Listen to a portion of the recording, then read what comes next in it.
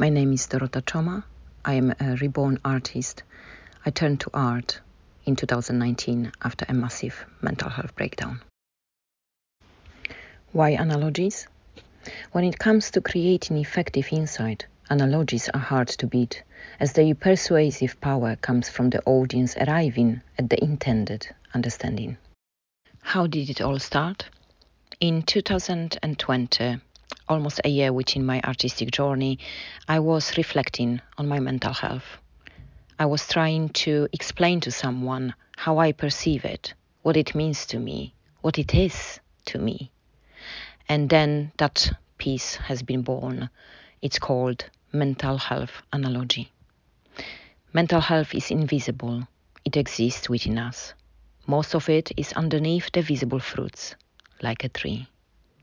Its appearance depends on its roots, the soil it is grounded in, the nutrients it's getting, and the external factors of weather, climate, and the mercy of its cohabitants. The same with mental health. It needs to be fed properly, and it will grow and look beautiful when all the factors play its part. It is hard to maintain it in good shape. There are factors beyond our control, but trees are strong and resilient. And although there are seasons when it changes the outlook, there is still beauty in each appearance. Sometimes the beauty visible to others is at the high cost of holding on, withstanding storms, healing from wounds inflicted on it by circumstances. And sometimes cruelty of these circumstances knocks down some leaves and even branches. And this made me think about the topic of analogies a bit deeper. And I noticed that so many use metaphors, analogies, symbolism to convey the message. And this is how this project came about. I reached out to fellow champions and asked them about their analogies. And here they are, few of them, which are ready by now, but I'm pretty sure that that project may live beyond now. My analogy for my mental health journey is to compare it with riding a bicycle. I was taught to ride a bike by my dad. I learned his way of doing it and thought that it must be the right way because he was my dad, right? And for many years I self-stigmatised my mental health problems in exactly the same way he did. But one day I fell off my bike and it was a long time before I got up again. I've lived with anxiety and depression since my teens, but I've got better at managing it now. Again, like riding a bike, I've learned the best strategies to keep me balanced. If I feel myself wobble, I know that I need to focus on my self-care and make sure I'm including enough rest, self-compassion and exercise. Perhaps I need to put the brakes on sometimes, make sure my tyres are pumped up, drop down a gear to get up a steep slope. When things are going well, I can freewheel along the easier bits with the wind in my hair. But if the wobbling becomes too hard for me to cope with on my own, I know I need to stop for a while and seek help from others to get back on the saddle. Health isn't a fixed thing. It changes. There are ups and downs, and that's okay.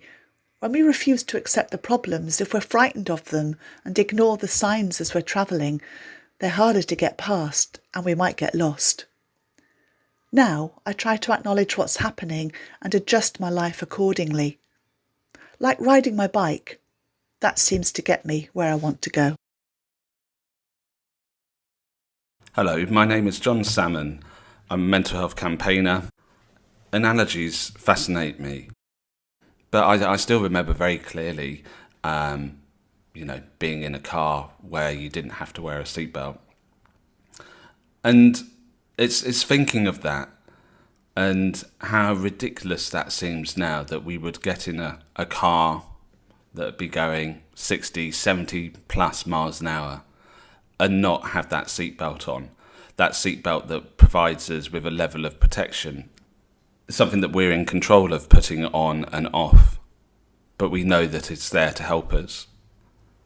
And I think if I was to tell my children that cars used to be sold without seatbelts and that they didn't have to wear a seatbelt, something that they just do instinctively now when they get in the car, I think they would find that to be really, really strange.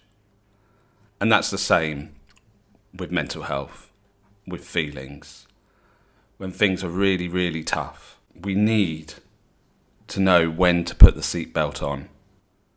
We need to know that it's okay when you're struggling to ask for help and get that support. So my analogy is the seatbelt, and I really hope that as we start to break the stigma that is associated with mental illness, that we'll be just as happy putting on our seatbelt as we get in the car as we are opening up to other people about how we're feeling, especially if we're not feeling that great.